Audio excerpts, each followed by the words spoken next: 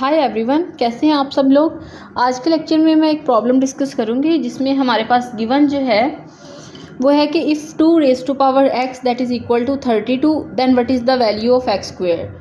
ठीक है, यानी कि हमें एक इक्वेशन दी गई है लाइक कि 2 raise to power x is equal to 32 और हमने बताना है कि x स्क्वायर जो है वो किसके इक्वल है।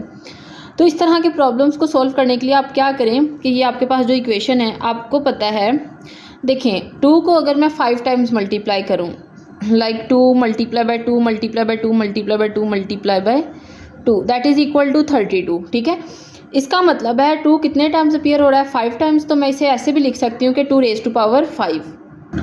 अब अगर आपके पास बेस नंबर जो है वो सेम हो तो आपके पास उनकी पावर्स जो होती हैं वो भी इक्वल होती हैं। लाइक हमारे पास यहाँ से x की वैल्यू आ जाएगी, x इज़ इक्वल टू 5।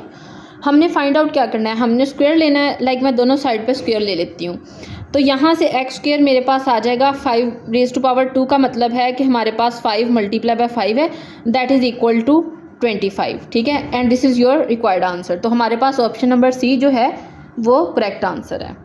ठीक है, तो इस तरह के प्रॉब्लम्स बआसानी सॉल्व किए जा सकते हैं। This is all about this lecture. Thank you so much.